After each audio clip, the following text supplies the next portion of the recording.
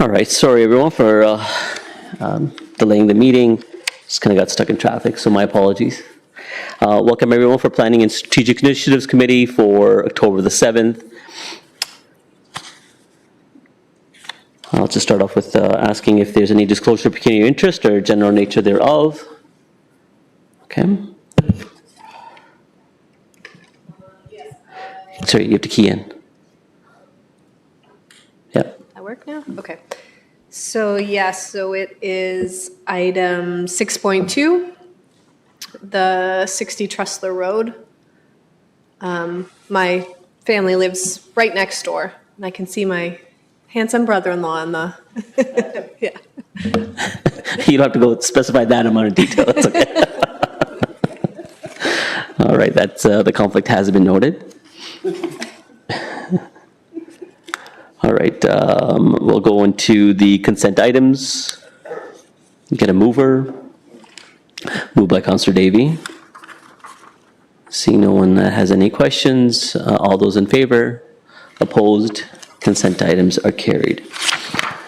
We move on to our advertised meeting as scheduled. And before I begin, I'll just remind to all delegations, while public participation is welcome at meetings, we are committed to engaging in a respectful and constructive dialogue with members of the community, and conducting yourself in any of the following manner may result in an immediate removal from the meeting, which is interrupting councillors, staff, or other delegations, and derogatory statements about councillors, staff, or others, and hate speech or defamatory comments. One last reminder, delegations are permitted to address council for a maximum of 5 minutes, which will be displayed on the screen in front of you. When there is a 30-second remaining, you will hear a small audio tone that will signal 30 minutes, not 30 minutes, some people wish, 30 seconds remaining. Please take that time to conclude your presentation, as the microphone will turn off shortly after the exceeded 5-minute mark. Lastly, please do not take offense if following your presentations there are no questions from council. This is council's time to really listen and reflect upon opinions and ideas shared with us from our community members. All right, we, as part of a public hearing matter under the Planning Act, this is a formal public meeting to consider applications under the Planning Act. If a person or public body does not make oral written submissions to the City of Kitchener before the proposed applications are considered, the person or public body may not be entitled to appeal the decision to the Ontario Land Tribunal and may not be added as a party to a hearing of an appeal before the Ontario Land Tribunal. The first item is 6.1, and that's 9-27 Turner Avenue. Tim Seiler. Tim, you are presenting first, and we have in attendance other staff as well. Tim, whenever you're ready, please proceed.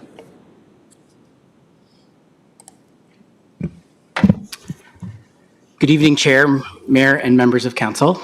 I'm here today to make a recommendation for approval of a zoning bylaw amendment to facilitate the development of a 30-unit multiple dwelling in the form of stacked townhouses. On this slide, I will first discuss the site context of the neighborhood. There are 3 properties in this application that are municipally addressed as 9, 15, and 27 Turner Avenue. They all have frontage onto Turner Avenue and are in close proximity to Victoria Street North. The surrounding neighborhood is comprised of low-rise residential uses with single detached dwellings. There's also townhouse dwellings and multiple dwellings adjacent to the property, as well as commercial uses that are adjacent along Victoria Street North. The total frontage is approximately 55 meters, and the site itself is approximately 0.8 hectares in area. Here I'll discuss the proposed concept. The site is proposed to be developed with 2 3-story stacked townhouse buildings consisting of 10 and 20 units for a total of 30 units on the property. The 20-unit building is closer to Turner Avenue, while the 10-unit building is the L-shaped building at the bottom of the plan. A total of 36 parking spaces are being provided, with 5 being visitor parking spaces and 2 barrier-free accessible parking spaces. Outdoor amenity space are also being provided on site, as well as Class A and Class B bicycle storage. This slide contains the proposed zoning map, showing the subject lands as Area 1. The lands are proposed to be designated Residential 5 Zone, or Res 5, from the established Res 4 zoning. This is to permit the stacked townhouse dwelling form, as stacked townhouses are not permitted within the Res 4 zoning. Site-specific regulations are also required for an increase of FSR from 0.6 to 0.75 and to permit a minimum rear yard setback of 3.6 meters. A holding provision is also being requested for the site for a stationary noise study to be completed. This slide shows a rendering of the proposed elevations of the townhouses. The elevations, along with the site plan, will be further reviewed by staff at the future site plan stage. Now I'll speak briefly about the current opportunity with this application. The opportunity for committee tonight is to create 30 new residential dwellings, which provides gentle intensification within an established neighborhood where adequate multiple services are available. This development will contribute to the diversity of housing stock within the neighborhood by providing multiple dwellings in a low-rise setting. I also wanted to note that this development will be subject to the new rental replacement bylaw, as there are 7 units that are being replaced. Staff have notified the applicant and will be working closely with them when it's time for the appropriate site plan and demolition control applications. Now I'll summarize the details of the zoning bylaw request. To change the zoning from Res 4 to Res 5 to permit a multiple dwelling in the form of stacked townhouses, to establish the site-specific floor space ratio of 0.75, and for a minimum rear yard setback of 3.6 meters. As also mentioned, a holding provision on the site is required and will be lifted once the approval of the stationary noise study. In summary, the proposed application represents good planning principles and is consistent with provincial, regional, and the city's planning policies. And that concludes my presentation, and I'll be happy to answer any questions at the appropriate time. Thank you very much. We do have some delegations, so I'll ask the committee to hold questions until after delegations.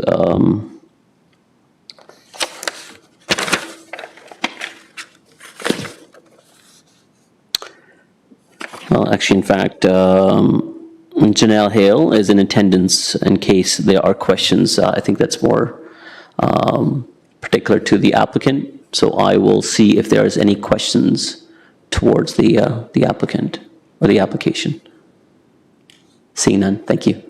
All right, questions of staff? Councillor Davey. Yes, thank you. I'm not sure if staff will know offhand, but is this the first time that we've seen an application that would trigger the rental control bylaw? Our second application. The first application did not, so I'm going to start over because the microphone just kicked in.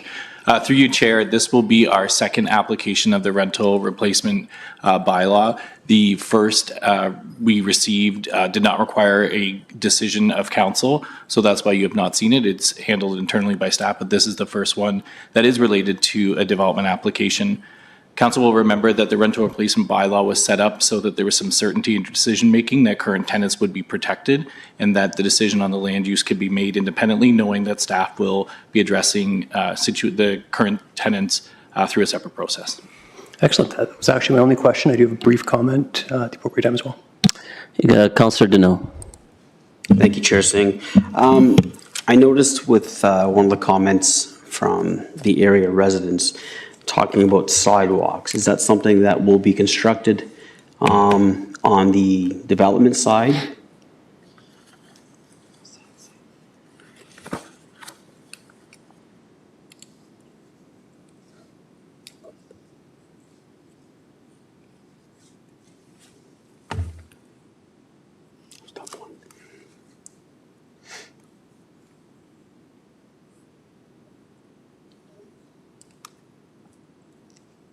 Oh, I'm sorry. Yeah, go ahead. Sorry.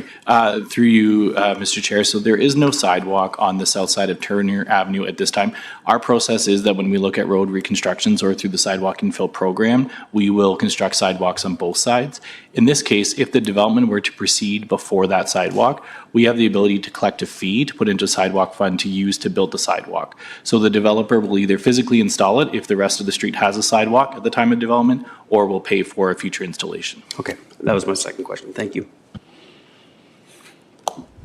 Okay, seems to be all the questions. I'll just get a mover for the item first. Okay, it's in Councillor Davies' ward, so I'll just Have him move it. Moved by Councillor Davey. For comments, Councillor Davey, go ahead. Yes, thank you. Yeah, I don't have any problems moving this. I am actually, I did start the whole rental replacement bylaw situation, so it's kind of fitting that the first time we're seeing it in the council chamber, at least, is in the ward that I represent. I just did want to thank staff and the delegate. I did notice there was care in terms of making sure the overlooks were on the commercial properties fronting on Victoria Street as opposed to the residential properties, which probably led to the minimal concern that we heard back in this file. So happy to see it. I think it's a good infill development. Thank you very much. Councillor Davey, have you settled on the rental control bylaw? I thought the Davey control bylaw sounds pretty good too. No? Okay, all right. All right, that aside, DCB. I agree wholeheartedly with my colleague, Councillor Davey. I think this is a good example of that gentle intensification, something with which we have to be more receptive and open to across the city, as opposed to reliant on increased, very high, tall density that is available for development within our core, around the core, close to MTSAs. But I think it's important for us to always be cognizant and also be reminding of our staff as well, that is the most expensive form of housing. The taller you go, the higher you go, the more expensive it is to build. The lower it is, the 3-story or 4-story, it can be stick construction, in which case it's in some form affordable housing or closer to affordable housing. So I think this helps to bring a good selection of a housing stock to that community. So with that, all those in favor? That carries. All right, thank you. Thank you very much. So this will go to council meeting to be ratified. So we'll move on to item 6.2, zoning bylaw amendment for 60 Trussell Road. And we have Eric Schneider. Mr. Schneider, you will be presenting first. And then we have written submissions received, and so bring the committees to their attention to them, as well as we have delegations afterwards. So, Mr. Schneider, whenever you're ready. Thank you. Good evening, Chair and members of Council. My name is Eric Schneider, and I'm a senior planner at the City. I'm here tonight to make a recommendation for approval of a zoning bylaw amendment to facilitate a low-rise residential development. As we advance to the next slide, I will first discuss the site context of the neighborhood. The site is municipally addressed as 60 Trussell Road and is located on the east side of Trussell Road between Highland Road West and Cora Drive. Trussell Road represents the municipal boundary in this section, so lands to the west of Trussell Road are part of Wilmot Township. To the north of the site is the Hero DevTech manufacturing facility. To the south and east are abutting single and semi-detached homes on Cora Drive and Rauch Court. The surrounding neighborhood is comprised of a mix of residential, industrial, and commercial uses, as well as park space. The site has a lot width of 36.6 meters and is approximately 0.61 hectares in area. The Trussell Road access to Highway 78 is 1.2 kilometers south of the subject lands. The lands previously contained a single detached home with a large detached garage in the rear. Both have been demolished and the site is now vacant. On the next slide, I will discuss the proposed concept. The site is proposed to be redeveloped with 3 low-rise stacked townhouse buildings that are 3 stories in height, containing a total of 63 dwelling units. 73 parking spaces are proposed as surface parking in parking areas accessed by 1 drive aisle from Trussell Road along the southern property line. An outdoor amenity area is proposed in the center of the site. The next slide illustrates the proposed zoning bylaw amendment. The amendment would change the zoning from low-rise residential 1 zone to low-rise residential 5 zone, with a holding provision and site-specific provision that will be detailed further in this presentation. As we move to the next slide, I will speak about the current opportunity with this application. First, the opportunity to create 63 new dwelling units in a low-rise building form. To provide an opportunity for infill intensification within an existing low-rise neighborhood, making efficient use of existing services and amenities. And to contribute to a mix and diversity of housing by providing a different housing form such as stacked townhomes in the Forest Heights neighborhood. Stacked townhomes are considered to be a missing middle housing form from the city's missing middle housing report. Moving now to the next slide, I will summarize the details of the zoning bylaw amendment request. To permit the use of multiple dwelling by changing the zoning to Res 5. A site-specific provision is proposed to permit a reduced side yard setback to the north property line facing the Hero DevTech employee parking area. The site-specific provision would also require a taller visual barrier to be provided between the proposed parking areas on the subject lands and the abutting backyards of the single and semi-detached homes on Cora Drive and Rauch Court.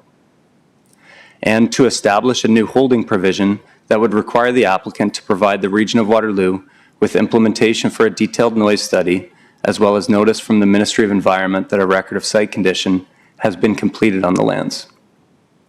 In summary, the proposed application represents good planning principles and is consistent with provincial, regional, and the city's planning policies. That concludes my presentation. Thank you. Thank you, Eric.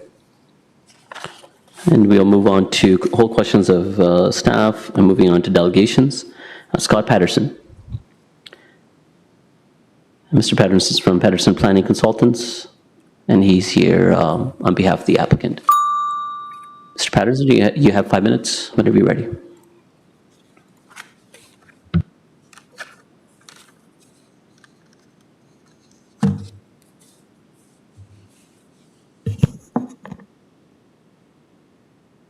Should be on. Try again. Good evening, Chair Singh, members of committee. As noted, my name is Scott Patterson from Patterson Planning Consultants, here on behalf of the property owner to discuss 60 Trustler Road. So as noted, this is a vacant property on the east side of Trustler Road, 0.61 hectares in area, which is 1.5 acres. And it's currently a vacant site with all of the buildings demolished in 2022. Oops. Do you have the clicker? You can click or you can link. I tried that. There we go. So as part of our original zoning request, there were 3 site specifics that my client had requested for the property. That was a request in height, or an increase in height from 11 meters to 11.6 meters, a parking reduction from 74 spaces down to 73 spaces, and a reduction in the interior side yard setback from 3 meters to 2.4 meters. Since the neighborhood information meeting and through discussions with staff, we have revised the application, and now the only site-specific request that we are making is a reduction in the interior side yard, again from 3 meters down to 2.4. And staff have also recommended or including the increase in visual barrier height from 1.8 meters to 2.4 meters, and we're in agreement and support that. So this is the current site plan that's been presented to staff for consideration. There are 3 buildings on site, A facing towards Trustler Road, B more central to the site, and C at the back or the east end of the site. As noted, we're reducing the number of units from the original request of 64 units down to 63. This will include 36 one-bedroom units and 27 two-bedroom units, and 73 parking spaces are required and 73 parking spaces are provided. With regard to the side yard setback reduction that we're seeking, that is specific to Building A. So that's the building facing Trustler Road. It's for roughly 40 feet of that building face facing towards the Huru DevTech employee parking lot. And as noted, the requested visual barrier increase in height from 1.8 meters to 2.4 meters is along the south property line and a portion of the east property line. That's the red line on the plan before you. As part of our proposal, we would request or will implement doing the visual barrier along the entire east property line. So that would include the blue portion as well. And in addition to this, there will be landscaping that would be required through the site plan approval process that will require trees planted along those common property lines as well. There are 2 amenity areas proposed as part of this development. So the amenity area on the left, outlined in green, is a passive sitting area. And the larger, more usable, I'll call it, amenity space for active amenity is located on the right side of the image, central to this site, and that will include playground equipment and things like that that we program through the site plan approval process. This is just a rendering of the subject property from Trustler Road. You can see Building A facing towards the street and the proposed single driveway into the site. Moving into the site, on the left side of the screen, you can see the amenity area that I spoke of, the sitting area, and this is Building B, which is central to the property. And again, moving further east, this is the east end of Building B, and you can see the central playground area that's proposed as part of this development. And lastly, this is Building C at the east end of the property, and there is an opportunity for some additional amenity space, seating area on the east end of that building as well. And lastly, just an overhead view of the entire site with the 3 buildings, the amenity areas, the central parking area, and the garbage facilities, etc. So lastly, and as noted by staff, this project is consistent with the Provincial Policy Statement 2020, the Growth Plan, and the Provincial Planning Statement 2024, conforms to the Regional Official Plan and the City of Kitchener Official Plan. As noted, the proposal has been revised so the number of site-specific requests has been reduced. This reflects a missing middle form of housing, and it's a transition between industrial to low-density residential. And it will help to create a complete community and represents good planning. And this does contribute to the city meeting the housing pledge. We are here tonight in full support of the staff report and recommendation, and I'm available to answer any questions the committee may have. Thank you. Tim, thank you. There are a number of questions. Councillor Ioannidis. Thank you, Chair Singh, and thank you, Mr. Patterson, for coming in. Just to have a few questions. One of the questions I have is the proponent here today? No, the proponent is not. Okay. I'm just wondering, I wanted to ask him a few questions, or her a couple of questions. There was some talk of, as a member of council or anyone, members of council were part ownership of this. Is there any truth or validity to that? Through you, Mr. Chair, sorry, is ownership by members of council or committee? Yes, that some members of council were. Through you, Mr. Chair, no, to the best of my knowledge, that is not the case. Okay. I represent a developer property owner who's based in Waterloo. Okay. Has the owner ever discussed meeting with anyone from council? Again, through you, Mr. Chair, to the best of my knowledge, that has not occurred. Any contact through council should have been done through me. I am not aware of any contact directly by the landowner to council or committee. Okay. I see that you brought forward a bit of a reduction by 1 unit, but in the public meeting that we had a few weeks back, it was clear from residents that in the neighboring community, they would prefer to have a less intense development. Why only 1 unit in reduction? Through you, Mr. Chair, so by way of context, when this project started, it was 72 units. Through discussions with staff, through discussions with others, and just looking at the site itself, there was an emphasis to reduce the number of units at that time to create more amenity space on site. So we did do that. 8 units were chopped off of Building B to create that large central amenity area. And then we had the neighborhood information meeting, which again, we did hear the comments from the public.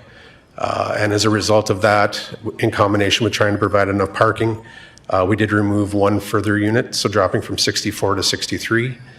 That unit will be converted to be bicycle storage, a meter room, storage lockers and things like that for the residents. So in the context of the overall development, there only is 1 site-specific zoning request. It's my understanding, in my opinion, that we meet all urban design guidelines for the site, all landscaping setbacks, parking requirements, height requirements, floor space ratio, and everything else. So I'm of the opinion the site's not being overbuilt, and a further reduction in units is not warranted. Okay. As far as the way the units are laid out, how is there basement units? Through you, Mr. Chair, yes, there is. There's a lower level unit. Are they like half basements or are they full basement levels? Like, Through you, Mr. Chair, they're designed in such a way that they meet the city's zoning bylaw requirement. So the underside of the ceiling in those units would be a half a meter above grade or lower. So at most, they can be exposed to that extent. Otherwise, they'd be in contravention of the bylaw and would count towards floor space ratio. okay. Was there ever contemplation, because if I understand this correctly, the owners had originally went through a public process from when the original purchase of this property to tearing down the single-family home to 5 single-family lots. Why such a big change? Through you, Mr. Chair, and again, for context for the committee, there was a vacant land plan of condominium that was approved for this site. So draft approval for that was granted. And again, correctly, it was for 5 units that would have basically housed large estate lots. At the time when my client bought this property, there was a servicing constraint on the property from a sanitary sewer perspective. That was the emphasis or the need to advance with the project at that time.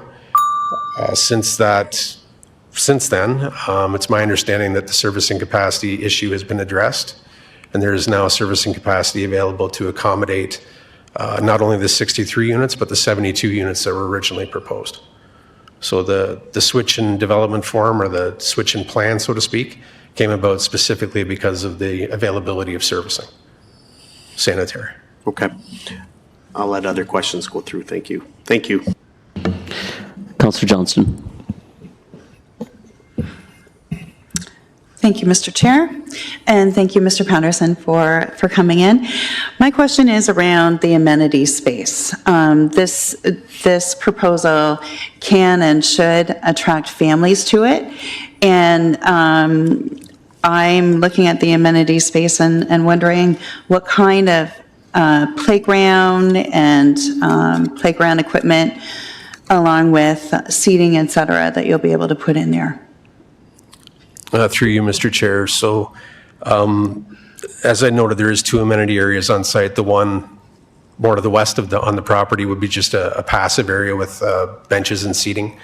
The central area, what we propose to date is actual playground equipment. So it'd be your typical playground equipment. I don't know how to describe those, but the item that I've seen that's been proposed by my client would roughly be about $40,000, $45,000 for the one piece of equipment that's proposed. It would include potentially, I don't know what all it will include. I'm not a landscape designer. I know that through the site plan process, if the zoning is approved, City of Kitchener staff will definitely look to a detailed landscape design to program that area. And it would be an active area that would allow for families, as you say, to utilize that. Yeah, just taking a look at the size of it, and if something's going to be $40,000, I wish things were playground equipment was maybe around that price, a good size piece. But yeah, sorry, I'm making a little bit of a comment here, Chair. I hope that's okay. I'm concerned about the amenities that are there, that they're going to be enough for the amount of people that you're going to attract there. Because it's really an area that will need that, with the busyness of Trusser Road nearby, et cetera. It's going to have to have that there. So it'll be something I'll be looking for when it comes back. Thank you. Okay. All right, we have Councillor Deneau.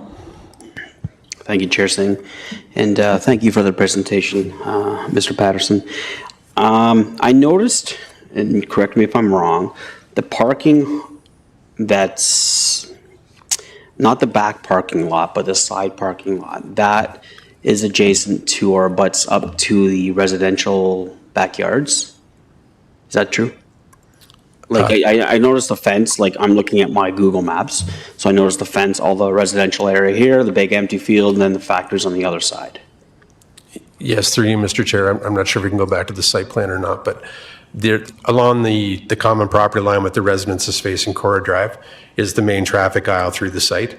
That traffic aisle was the same through the vacant land plan of condominium that we proposed. So we've carried that forward into this development. The parking that you're speaking of is directly in front of the units. So it would be the drive aisle and then the parking beyond that. And then the residential use would be, again, further north from that again. So yes, there is a separation of a 1.5 meter landscape strip with the visual barrier, the drive aisle, then the parking, and then the buildings. So, and I didn't, I'm not privy to the original plan, but was there any consideration to put it on the factory side to reduce some of the concerns, whether it's the light pollution coming from the cars onto the backyards of those neighbors, and or cars idling or revving up really fast or whatever? You know, there's a concern that, you know, that cars are now in their backyard, but you have an empty space on the other side that abuts a factory. And so was there or could there be any possibility of moving that parking area around? Through you, Mr. Chair, from the genesis of this project that's before you today, the buildings have always been proposed on the north side of the site. The reason for that, and I think it's addressed in the staff report, is just to provide that separation of the residential uses from the existing residential uses. Trying to create that separation because the zoning would allow right now an 11-meter high building within 3 meters of the property line. And we were trying to avoid that, so we were trying to focus the residential uses as far away from the existing residential as possible to the north side of the site. Currently, the building A is about 32 feet from the property line, and buildings B and C are roughly 60 feet from the property line. So I hear what you're saying, but I think it was a trade-off on our part to try and keep the residential uses separated and have limited parking where we could, and then create that central parking area in the middle of the site, again, as far away from the existing residential as we could. Okay, thank you. Councillor Chapman. Yeah, thank you, and thank you for your presentation. Are these going to be rentals or owned? Through you, Mr. Chair, the intent would be to seek a draft plan of condominium approval for them if this was to advance. The reason for that is to avoid conversion policies if people were to move into them. So they will be condominiumized, and then people can buy them if people choose to buy them as an investment and rent them out. That is completely up to them, but it would have a condo approval on them, allowing for the individual units to be sold. Okay. And are there any affordable units in the mix? Through you, Mr. Chair, no, there's not. None. These would be a market rate. Okay. You talk about a complete community. How does this contribute to that? Through you, Mr. Chair, I think it was spoke about in the application just before me. It's the mix of housing types. So the area right now has a mix of single detached, semis. This is just another form of low-rise development to try and create that complete community where we have a different housing form, a little higher density, gentle density, but it just provides that variety of housing type in an existing community. Okay. I must say I do like the fact that they're 3 and 2 bedroom units, so that, or is it 1 bedroom and 2 bedrooms? Sorry. Through you, Mr. 1 and Chair, 2. it's a mix of 1 and 2 1 bedrooms. and 2, no 3. No threes. Okay, would you consider putting 3-bedroom units in there to bring more families in? Through you, Mr. Chair, the current layout of the building would not accommodate 3-bedroom units, Right. just from size limitations to make sure we provide suitable bedrooms and things like that. Okay, my last question has to do with sustainability features. Will there be EV charges? Are there any permeable surfaces? What are they called? Anyway, yeah, sustainability features in the build. Yes, through you, Mr. Chair, Heat pumps is what I was looking for. yes, these items, a sustainability report's required by staff as part of the approvals process. So there was a sustainability report that was submitted as part of this zone change. That will be updated as part of a hopeful site plan application as well. So sustainability measures like you're talking about are an emphasis from staff. I hear it all the time. So these are something that will be considered and addressed through the site plan approval process. But yes, anything we can do with regard to sustainability items, LED lighting, low VC paints, all the different things that I'm asked to look at, we funnel through to the architect and they consider them when they design the buildings. So can you give us more specifics between now and council? Will there be EV charges? Will there be permeable surfaces? Will there be heat pumps? Like rather than just, yes, we will have sustainability features, but more specific? Yes, I can. Okay. Through you, Mr. Chair, I can commit to doing that for council if that would help, Thank you. for sure. Councilor Michaud. Thank you. I want to circle back to the number of bedrooms in these units. Could you explain again to me why there are no 3-bedroom units in this? Why it was never thought of to put 3-bed? I mean, you've gone to a lot of trouble making sure there's amenities, there's children's playgrounds. You've showed photos where it's would be conducive to families. So I'm just wondering why there was never any 3-bedroom units included in the design. Through you, Mr. Chair, it was just a decision by the landowner, to be honest, and the architect. I didn't voice a concern to the landowner at the time to include 3-bedroom units. I thought he was providing a reasonable mix of 1- and 2-bedroom units. And again, with stacked townhouses, you're somewhat limited in the size of the unit itself to provide the amount of bedrooms with the available windows and open space and things like that. So it's, I don't think there's an opportunity to provide 3-bedroom units just based on the size of the individual townhouse units and how they're designed. Okay, okay, thank you. Councilor Ioannidis.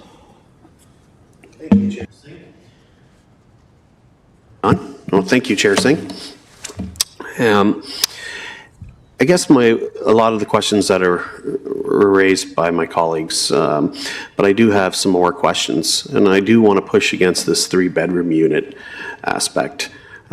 So what size are each of these units on average? Through you, Mr. Chair, the 1-bedroom units would be roughly 600 square feet, I believe, 640. And the 2-bedroom units encroach up to 800, 840, in that range. Okay. Square feet. Okay.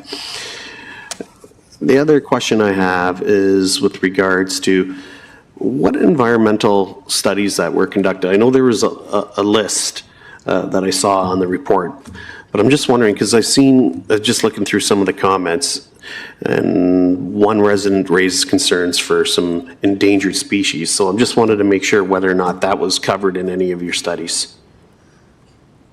Through you, Mr. Chair, just for clarification, are you speaking environmental and like contamination, or you're speaking animals? Animals, sorry. Through you, Mr. Chair, there's been no studies completed to evaluate that for this particular property. Okay. That's all the questions I have. Thank you. Oh, wait a minute. No, I'll bring it up for staff. Thank you. Okay, we'll move on. Thank you, Ms. Radisson. That's everyone.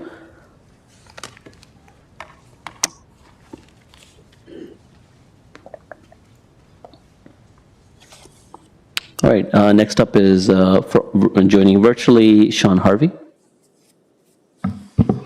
To you, Mr. Chair, I apologize. We were not able to get the delegation connected, so we will be reaching out to him to delegate on the 21st of October when it comes to council.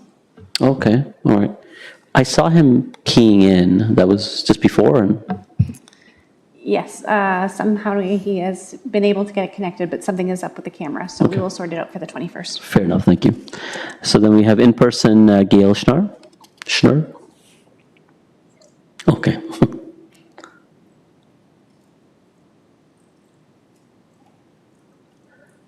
Welcome, Gail. You have 5 minutes to make your presentation.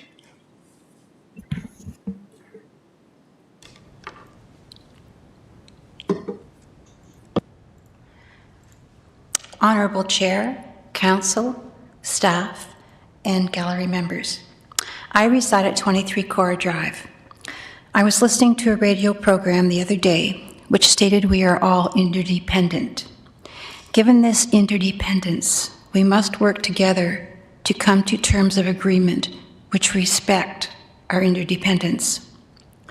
Number one, it is of absolute necessity that the stormwater capacity is identified as to deal with the stormwater, given the intense rainfalls happening in our area due to climate change.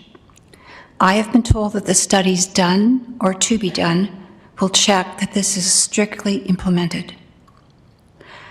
Also, risk management planning for snow storage, salt, etc., needs to be generated by the owner and agreed to by the region, as I understand it. This helps to protect our groundwater. Again, strict implementation is obligatory. The designation of protection of groundwater areas in Wilmot Township relate to this development. Wilmot Township is directly on the opposite side of Trustler Road. Water flows where it will flow. Therefore, water does not adhere to municipally mapped roadways. We must be very diligent in respecting this in the engineering studies which are done or to be done. This is a source protection area, a risk protection area. It is absolutely necessary that our groundwater is well protected into the future. That is, that there is sufficient groundwater and that its purity is protected.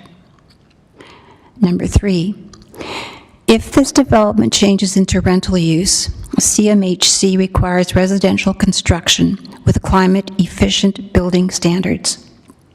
I'm strongly in support of these standards being implemented. Councillor Chapman wisely pointed out the need for sustainable features such as heat pumps, permeable paving, and more. These are highly required requirements given climate change. Given current housing needs, I support that a portion of the units be affordable units. And number five, given that there is but one exit and one entrance to this development, I have been told that this is adequate according to municipal safety and parking guidelines. However, if fire or other emergency vehicles needed to enter, I see this as extremely minimal. In finishing, I would like to thank Planner Eric Snyder for his informative, patient, and timely responses to my questions. And to restate, given our interdependence with each other in our society, we must work together to come to terms of agreement which respect this interdependence. Thank you for this opportunity to share concerns. Thank you, Gail, and I agree with you. Eric is one of the best we have, so I appreciate that comment. I don't see any questions from the committee. I'll quickly, just not a question, more of to bring it to your attention. You raised the issue about only one access or entry into the site. I believe they do have turning radius, so if a fire truck has to quickly go back about again, there is a mechanism for it to be turned within the site and to go back out. And it's quite minimal, I would say. That was my point. Fair enough. Thank you for your Excellent. comment. Take care. Next, we have David David Thomas.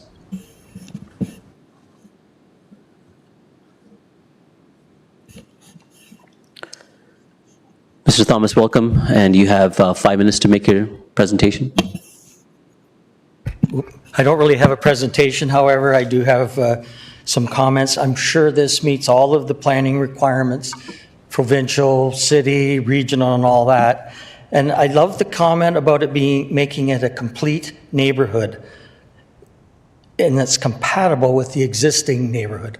I'm not quite sure how one defines a complete neighborhood. However, a complete neighborhood is the way people that live in that neighborhood feel, is single houses, duplexes, not a 63-unit apartment building or whatever condo.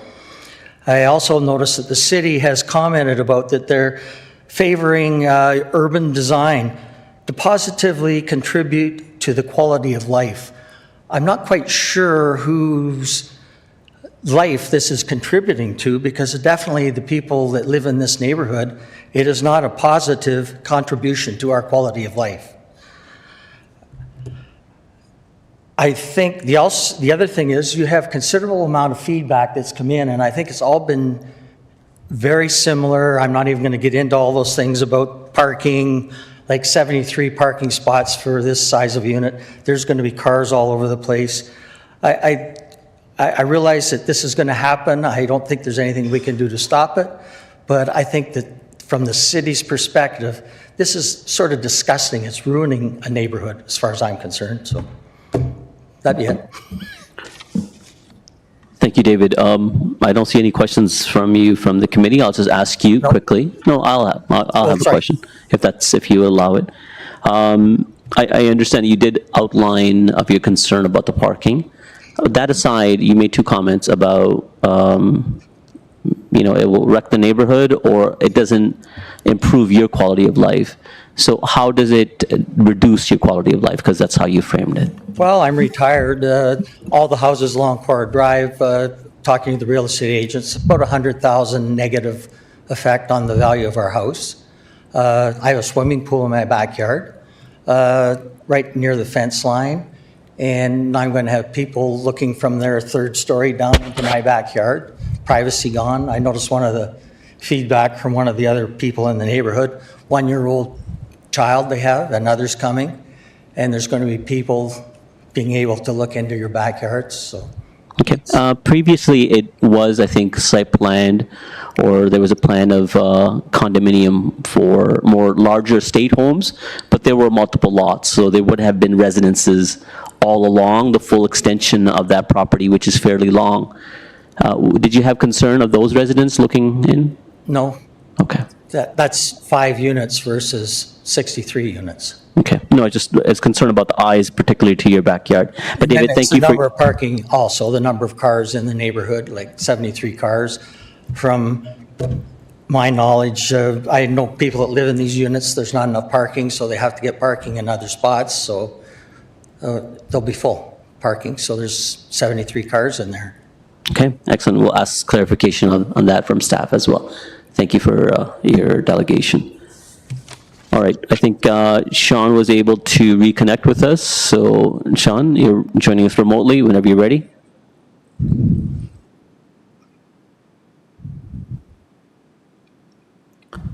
Mr. Harvey?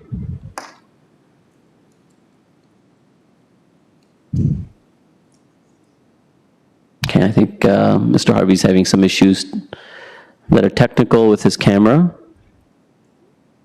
And so I'll just look to the clerk to work with Sean to see if he's given an opportunity during council with the upcoming meeting when it would be ratified. All right, so I'll open up for questions of staff. Councillor O'Dooney?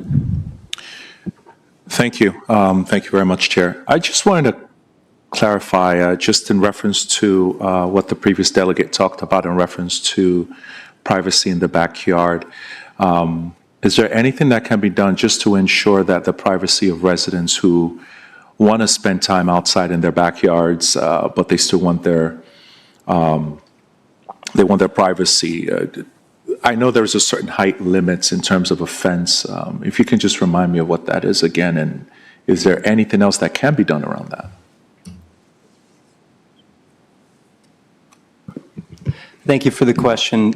Through the chair, 2 things have been done to mitigate privacy on this application. The first one is locating the buildings as far to the north as possible. So the minimum requirement for a development of this type would be 3-meter side yard setback. So in theory, those buildings could be 3 meters, which is only about 10 feet from the property lines with the backyards on Cora. And as Mr. Patterson stated, they're closer to 30 and 40 feet away. So just the distance of having those buildings further away will mean they're not peering down as much and they're not as close. And then the second thing is the visual barrier, as we described. So the city standard minimum is 6 feet, which is 1.8 meters, and that's along areas that abut parking and low-rise residential, whereas the applicant has agreed to do 2.4 meters, 2 feet higher, so that's an 8-foot high fence, and they've also agreed to extend it along the entire east property line where the building faces backyards onto Rauch Court, so not just screen the parking areas, but screen the building there too to help with privacy. Thank you. I don't have any illustrations in front of me, and I apologize for that. Is there an opportunity for tree planting or something that could also provide that extra barrier? Yeah, through the chair, absolutely. Should this application proceed through the site plan application process, the city would require a landscape plan, which would require tree plantings along the landscape strip between the drive aisle and the property line. Okay. My final question, are realtors required to inform families purchasing some of these properties to let them know the minimum parking is possibly one car or so? I feel that further out we go from downtown, that argument of most people just having one car is, there'll be a lot more than that. So how do we manage that long term just to avoid that problem of creating, parking around the neighborhood? The family has two cars, they only have one spot, and they start having to park, and which creates more problems for others around the neighborhood. What can we do as a city to ensure that we don't perpetuate that as we have more of these types of developments going further out from downtown? Thanks for the question. Through the chair, typically what we see with these applications, as Mr. Patterson stated, when they go to a draft plan of condominium, the parking spaces get unitized.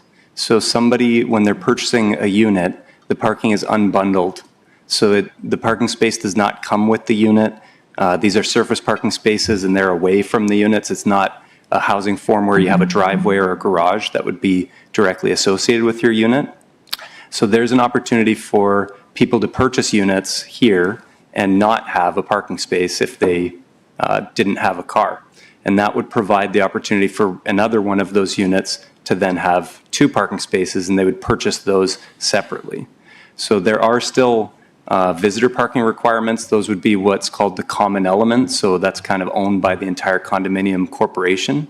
But the rest of the parking spaces would be unbundled and unitized. So each unit purchaser, when they purchase a unit, they know exactly how much parking they're getting because they're purchasing a parking space, or they're purchasing two parking spaces, or they're choosing to purchase no parking.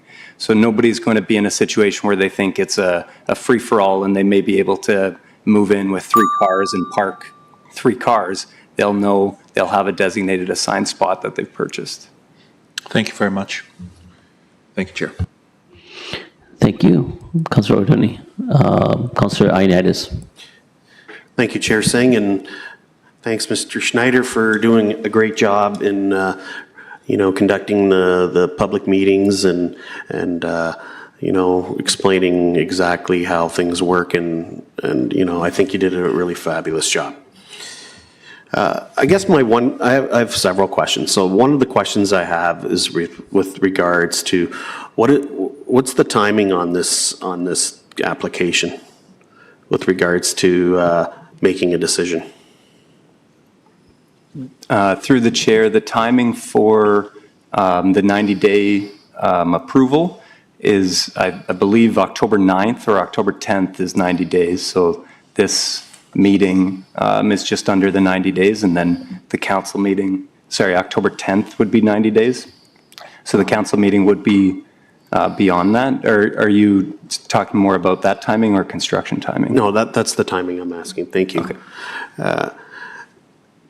I'd raise this question with regards to the proponent's consultant with regard, so like the one with the hearing about turtles. I just want to make sure that is this an avenue that should be looked at, or who do we get to look at this to make sure that, because there is that pond there that I'm concerned about as well. So I know there is some wildlife. So I'm just wanting to know what's our route with that.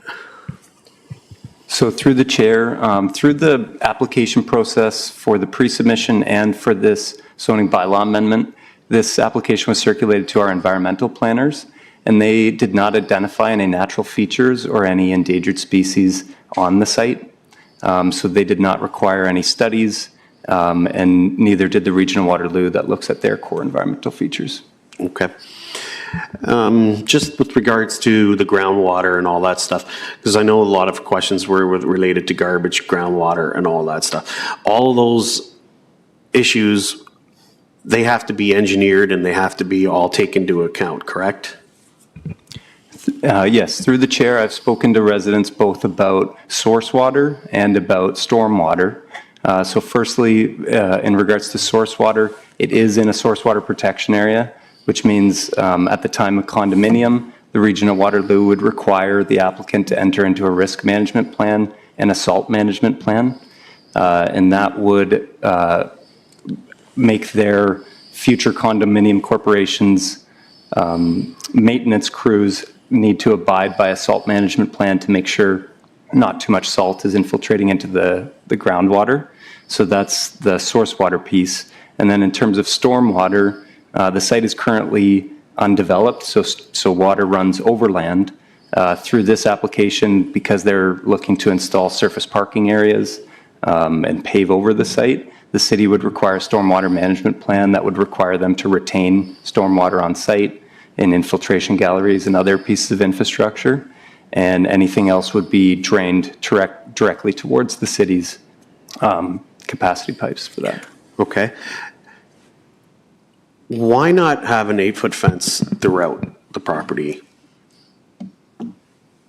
Through the chair, I don't think we've identified a need to screen the Hero DevTech facility. I think there is an existing fence between their employee parking area. It's a chain link fence. So Hero DevTech didn't require or didn't request through circulation of this any visual barrier, and the applicant's not required to provide it. So we just don't think it's necessary for it to be facing that parking area for the industrial site. Okay. As one of the questions that was raised from the community was with regards to light pollution and whether or not the types of lighting that can be used would be the similar ones to the ones that are used by ourselves with the city that are in that spectrum. So through the chair, yes, I have responded to neighbors' concerns about lighting. Should the application proceed, the city would require a lighting plan through a site plan application, and it would have to comply with standards for dark sky compliance and ensure that no light trespass is entering other properties. Okay. I might have to ring back in or is my time up? No, I mean, your time is up. If you can, ring back in, that's okay. Unless you just have another question. My last question is with regards to what can we do? So if you just have one more question, you have a flow, so go ahead. I don't mind. But if you have multiple questions, then ring back in. What capacity is through the city that we have to ensure that there is some sustainability built in this project, such as the heat pumps and everything else? Yep, thanks for the question. Through the chair, the applicant provided a sustainability statement as part of the zoning bylaw amendment application. These are usually high level at this point because the applicant is seeking a land use designation change and they haven't paid an architect to produce detailed plans. Through the site plan application, we will require an updated sustainability statement. Once, should this application proceed and the applicant will produce detailed drawings by an architect, they can then know further details about what sustainable measures they're able to include. Okay, thanks. Councillor Dano. Thank you, Chair Singh. And going along with Councillor Ioannidis' question, earlier Councillor Chapman had asked about EV charging stations. And so is there any legislation that requires new developments to have 2 or 3 EV charging stations? Through the chair, the city's bylaw requires multiple dwellings to have 20% of the parking spaces be future EV. So they be installed with conduits so that a charger be installed in the future.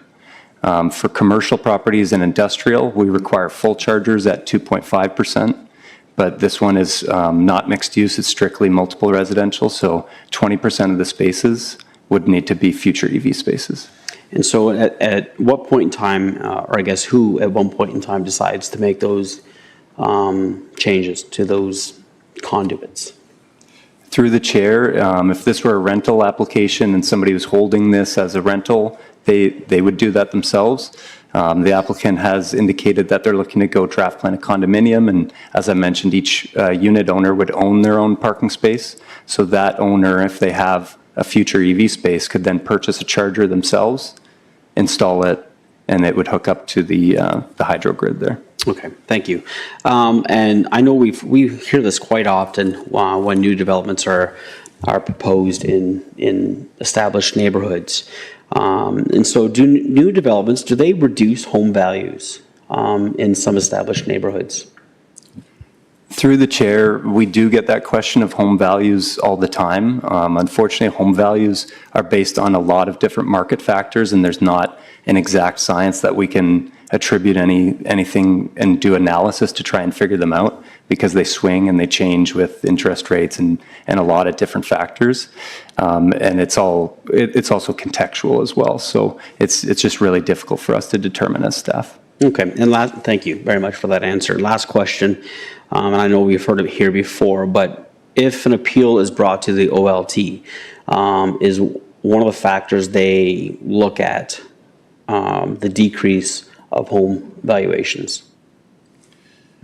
Through the chair, I can't speak to what a chair member of an OLT tribunal would factor in. They're all independent professionals, and they take each side's evidence and they weigh that as analysis. So I couldn't comment on which ones would factor that in.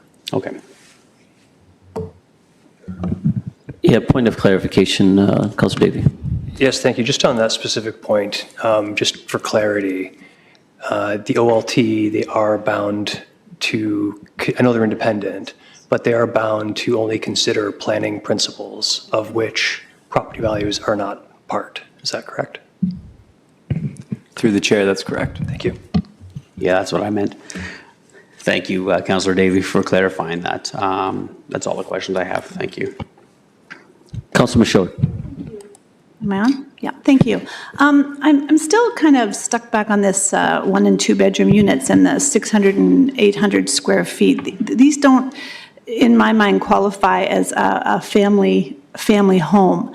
And this is being published as if it is for families. As I said, the playgrounds and they're making the amenities look like a family location. Can staff weigh in on that at all through a process and question that before it gets to council? Through the chair, different municipalities do regulate number of bedrooms. The City of Kitchener does not. It's not something that can be controlled by staff. We believe it's more of a market-driven exercise, and unfortunately, with these housing types, with stacked townhomes, they're not always attractive for a family. A lot of the times, if you're proceeding to look for a 3-bedroom unit, you're going to look for a single detached, a semi-detached, or a row townhouse before you look at a stacked townhouse. Those would be more attractive options. They have private amenity areas. They have garages. These do not. So stacked homes are market-wise usually better driven to a 1 and 2 bedroom unit. People in transitional housing, maybe it's their first house that they get when they're out of university before they can afford a row house or a semi-detached or a detached home. So I think with the number of bedrooms that we see in these stacked towns are typically driven by the building form typology. Okay, thank you. Yeah, on top of it, if I can quickly add, I think it's similar to the fact that the city's bylaws don't outline the number of bedrooms. We don't classify what a family is, or a couple of family, or a single parent a family. So just to add some additional context. Councillor Schneider. Thank you, Chair Singh. Mr. Schneider, we heard about the sustainability agreement being signed, but there's no determination on if geothermal heat pumps are going to or could be used until the architect gets involved. My concern is, like, these are meant to be sold as condominiums, and geothermal adds some significant cost upfront, but long-term savings. If it comes back and says, well, we can't do that, what kind of recourse do we have? I mean, if we approve this, then there's really not much we can do after they come back? So through the chair, just to clarify, there would be no geothermal permitted here because it's a source water protection area. But for things like heat pumps and sustainability measures, we do require the sustainability statement as part of the site plan. But under planning legislation, under the Planning Act, it's not something we can require. Okay, so can you explain then what the statement means? Like what would be included in that? What are they saying? Sure. So a few years ago, the city developed a terms of reference for sustainability statements, and they touch on a number of different issues such as water conservation, energy conservation, efficiency, sustainable development. And so the applicant essentially goes through the terms of reference and identifies what they intend to do on those specific topics. So some of it involves where they source their materials from, if they use local suppliers, and if that can contribute to less fossil fuels being burned for supplies being shipped a lesser distance. So they identify a number of things like that that don't always deal with the building materials or what the building is going to look like. But it's a complete kind of terms of reference that they can identify a number of different matters, and then again, we look to further refine that through the site plan process where the applicant knows more details of the design and construction. Okay, thank you. Okay, Councillor Chapman. Yeah, thank you. I just wanted to go back to my question about complete communities. Can you define that and then tell us how this contributes to that? Yeah, thank you. Through the chair, we define complete communities in our official plan, and we define compatibility as well as having a mix and range of housing. So it's not, compatible isn't always meaning the sameness and having neighborhoods that are all the same housing type. So in terms of having a complete community, it's important to have a mix of densities and a mix of unit typologies or building typologies so that you can spread amenities in a denser area. So when you have communities, older suburbs that are strictly low-rise and they're all singles and semis, it means that you can't put as many community centers in there because there aren't as many people, or you can't have as many transit routes because there aren't as many people and there isn't the demand for it. So a complete community has a real mix. It has high density, it has medium density, it has low density, so that you can mix those amenities and that you have people in different social classes, in different neighborhoods, in different walks of life, in different ages, all living within the same area. But doesn't it include things, as you mentioned, like community centers and other facilities and even, a corner store or commercial units integrated into a site? But none of that's part of this, is that correct? Through the chair, not through this specific application, but in order to sustain those types of uses, you need higher densities, essentially. If you have low density areas or areas that are just single detached dwellings, it's really hard to get those mixes because you don't have the demand for it. So I think this application is contributing to a complete community by adding more residents in this existing area, which would create the need and demand for more amenities in the future. Okay, my other question has to do with something you mentioned earlier, and that was about the stacked townhouses in Forest Heights. Is this the only stacked townhouse development that we have in all of Forest Heights? Through the chair, no. There are other stacked townhomes in Forest Heights, just not in this block bound by Trustler, Iron Needles, and Highland. Okay, thank you. Yeah, thank you, and thank you for that thorough explanation of what a complete community is. It was well explained. Councillor Davey. Thank you. Yeah, just one follow-up question. I've heard some concerns about the lack of three-bedroom units in this specific complex, and I've pushed for those as well in the past. But I do recall, I don't remember how long ago it was, I'm not sure if it's a question for you, Mr. Schneider, if you know offhand, but if staff could comment on the general current supply, or not supply, but the number of units in general within the city of Kitchener as they relate between 1, 2, and I guess I'd say three-bedroom plus homes. Before you answer, I think as a clarification further, if you can outline our data that, if you're aware of it, data that we have of oversupply of low-rise, into context to what Councillor Davey is saying. Or where individuals are overhoused, it would be the correct terminology. Go ahead. Through you, Mr. Chair, and in response to Councillor Davies' question. So the question of three bedrooms is one that we continue to explore and consider, and it's data that we do have from Census Canada. And what we do know is we have about 100,000 dwelling units in Kitchener, and 61% of those are three bedrooms. So, or have three bedrooms or more. So if we look at this community in the block that Mr. Schneider just described, a lot of the ground-oriented existing single-detached, semi-detached houses, and even there's some stacked semi-detached duplex housing, already do contain units that have more than three bedrooms. What we don't have a lot in this particular area of the city is the smaller two-bedroom units, which could be a more affordable option for whether it's a smaller size family, a family that maybe two kids have to share a bedroom until the family moves within the housing continuum.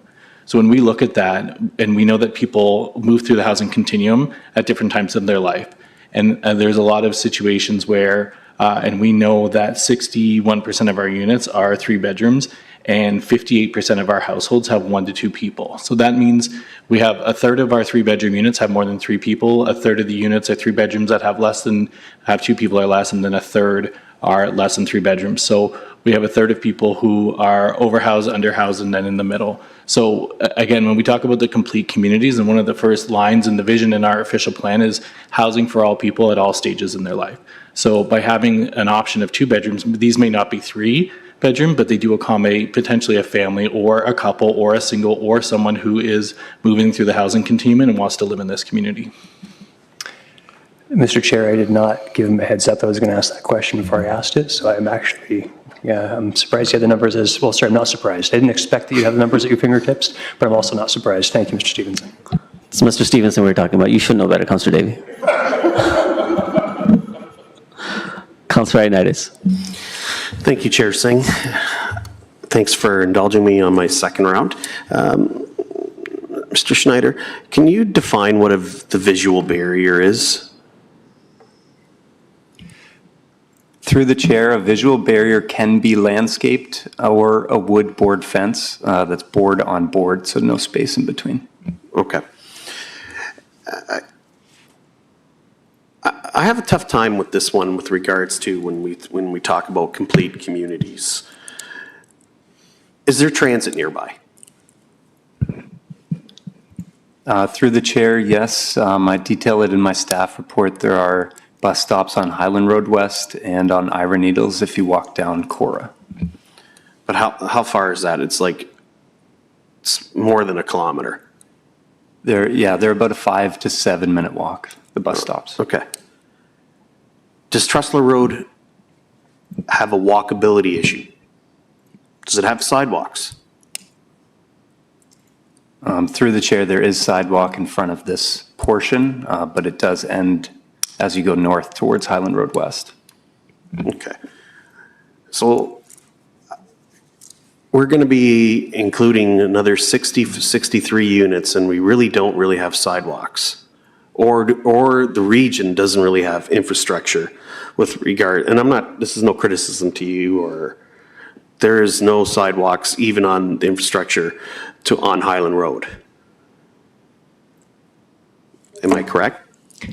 Through the chair, north of the site on Trustler Road and Highland Road West, there are no sidewalks. East of Ira Needles, there would be the multi-use trail. Okay. So is there a timeline for when Trustler Road is, I guess not Trustler Road, but is there a timeline for Highland Road? Do we know when the region's going to decide to upgrade that? Because I know I waited 52 years for them to do that one portion of Highland Road, so I don't want to wait another 52 years to have that small portion completed. Through the chair, I'm not aware of any reconstruction of Highland Road towards Wilmot. Okay. So I guess my last question would be regards to, the traffic, sorry, the traffic.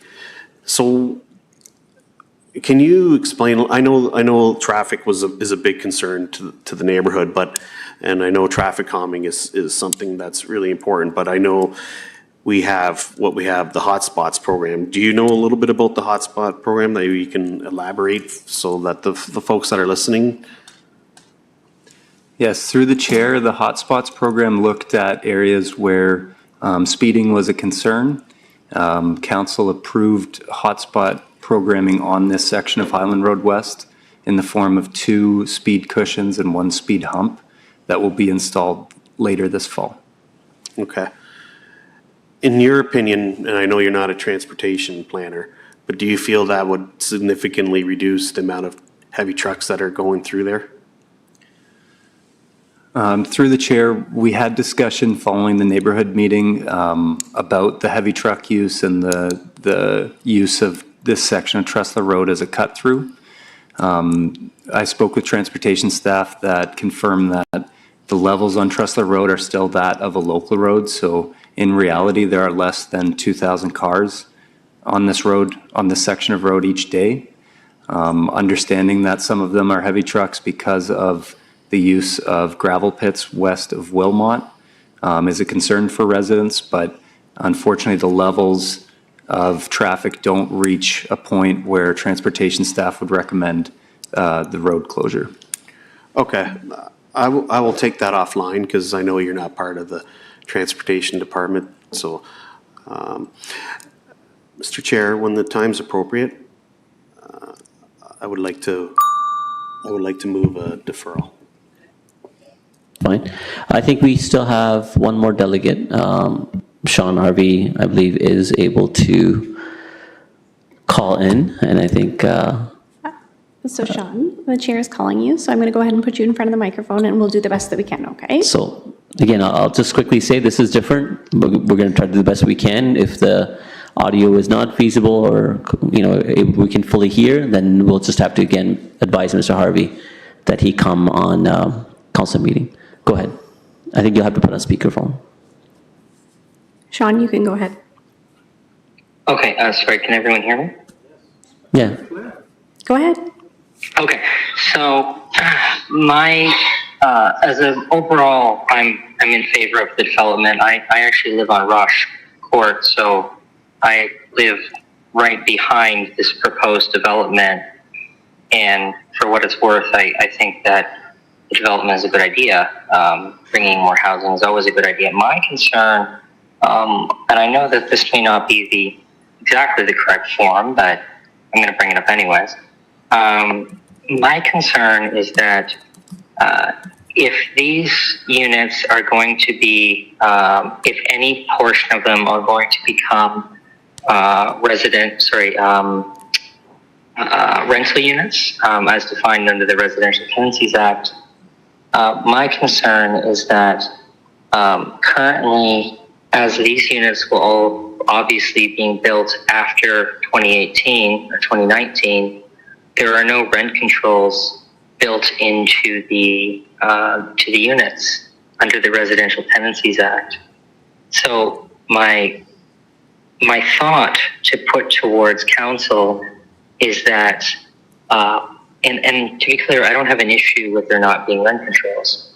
My concern is that any potential person who occupies it as a residential tenancy be required by some sort of bylaw, whether that be a bylaw of the city or a bylaw of the condominium corporation, as the case may be, to require them to disclose the lack of rent controls prior to any lease assignments, so that people don't move into one of these units and then a year later find out their rent has gone up, $300, $400, $500, $1,000 a month, because there's no rent controls.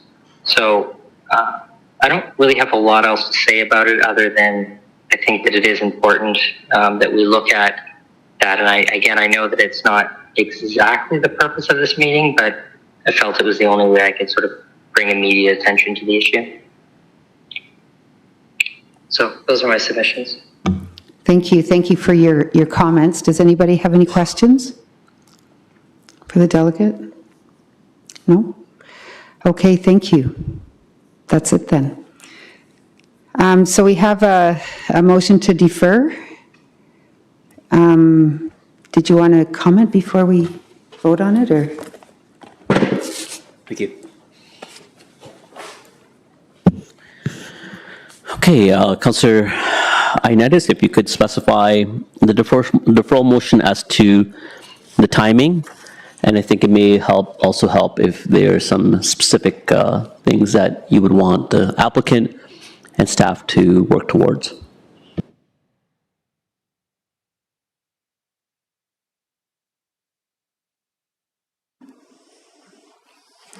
Yeah, thank you, Chair Singh. You know, I was kind of hoping that this wasn't as tight as it is with the 90-day, but knowing that it is what it is, I'm requesting to have a deferral to our next council meeting, which I think is 2 weeks' time. And the reason why I'm asking for that is because I know a lot of residents didn't show up here today and a lot of delegations, but I know there was a lot of concern for the development with regards to the amount of units. And I feel like one unit reduction, and the reduction was pretty well solely based on providing bike lanes. It doesn't really concede to the neighborhood's concerns. And so I would love to see staff and the proponent, you know, look at a reduction in units. I'm not going to give any specific number. I'm going to leave that up to them because I don't know the performance. But if I was to leave it up to what the neighborhood wants, the neighborhood would prefer to have just regular townhouses. And some of the other items that I would like to see with that too is, I know that there's 3 bedrooms are not covered as much as in other areas, and in this city, and in particular the area that I represent, that there is quite a supply of 3 bedrooms. But I still feel if you include 3 bedrooms, it gives the proponent at least the ability to reduce the amount of units by creating more bedrooms. So that's the reason why I want to see that in that aspect.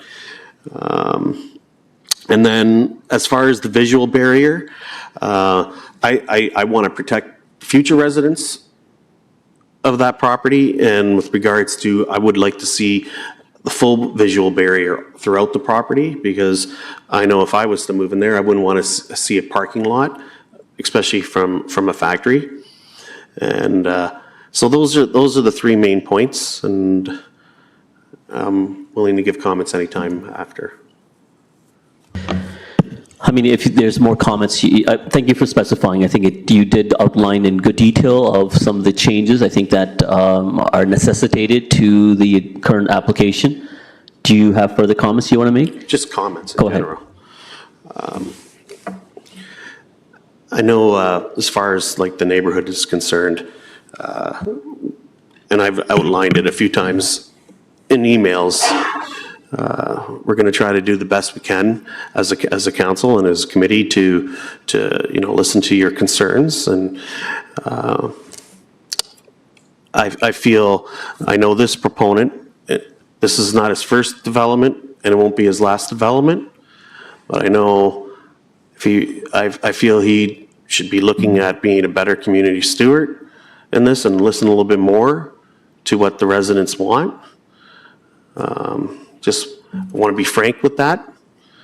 Other than that, that's it. Thank you. Councillor Deneau. Thank you, Chair Singh. So staff, the 90 days is October 10th.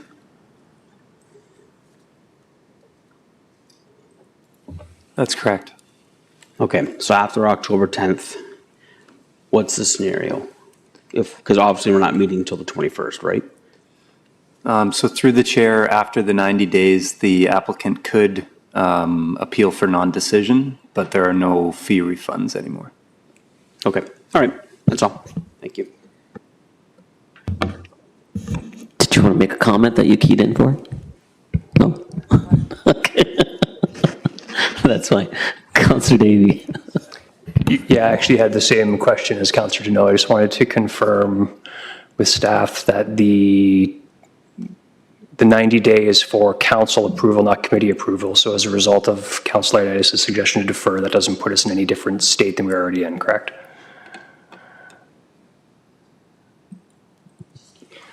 Through the chair, that is correct. Okay, thank you. Councillor Schneider.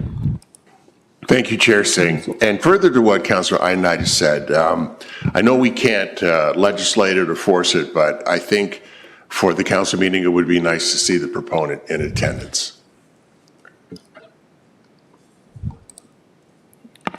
Through you, Chair, and to Councillor Ioannidis, Mr. Patterson has confirmed that he would be available to attend on November 18th. So if council was willing to defer to November 18th, Mr. Patterson could attend in person. Okay, no, that's great for Mr. Patterson to attend in person, but I think what the comment that Councillor Schneider made was that it would be preferred and even advisable if the applicant themselves could be in attendance as well. Councillor Ioannidis, is that okay for November? That's fine for me. Yeah. Again, if the applicant's okay with it, that at least it doesn't jeopardize us on our deadline, and in fact gives more time for staff and the applicant to have some more fruitful conversations. Good. All right, that seems to be all the comments. I'll just quickly make my own. So I don't want to come across dubious as the comments I made about, the right type of density coming in a low-rise area where it's soft intensification. This is an example of soft intensification. It's not necessarily bad in its form. A complete community is exactly that, which means everyone should have the ability to live in a certain neighborhood, which is of all socioeconomic levels, not just someone who can afford to buy a detached or semi-detached or a townhome that's not stacked. This is lower square footage, and that in itself leads to affordability when it's lower square footage. It allows an entryway towards ownership, not necessarily someone that has to be able to save up their entire life or multi-generations to be able to afford a much more built home. So I think the square footage in itself is not necessarily a matter. But that being said, I don't disagree with my colleagues in saying some 3 bedrooms in this. The ratios should be consistent as we're doing it. They don't necessarily need to be the 60% that we're built out across our community, but some smaller percentage, if it were 3 bedroom, again, those 3 bedrooms aren't going to be like a typical detached home. It's going to be of that same point I made, a lower square footage, and again, a easier access of entryway of home ownership for a family to come into this neighborhood. And that creates that very same thing that has been referenced by the applicant as well as their staff, that we want a complete community to be able to have more of a continuum of a housing option for more of our residents. And also, that being said, I think the applicant should themselves be aware that this application, although it does meet the metrics of our planning guidelines, of our planning policy that is set by our bylaws, as well as what's really pushed upon us by the province. The province necessitates we have to allow a certain amount of density. The application that's being applied for is a significant increase. This is not just the low rise in itself of an existing use where it's a Res 3, Res 4 that's being applied to Res 5. It's a Res 1. It's estate homes that's being jumped to a stacked townhomes. That in itself is a tremendous change of use in its form, even though it still continues to be a low rise. So I think Councillor Ioannidis is exactly well within his respect and the concerns of the residents, that whatever the development may be, and again, it's okay if it's soft intensification, but it should be respectful in its density. So hopefully that does give some time, and I'll just again put that last pitch in as to Councillor Chapman, what she said about affordable housing. If there is an opportunity, I think it would be looked upon positively if there's some inclusion of affordable units. With that, I'll ask the vote. All those in favor? For deferral, yes. And that carries. So the item has been deferred to November 18th. And and then we'll deal with it then. All right, that brings everything. Meeting adjourned. Thank you.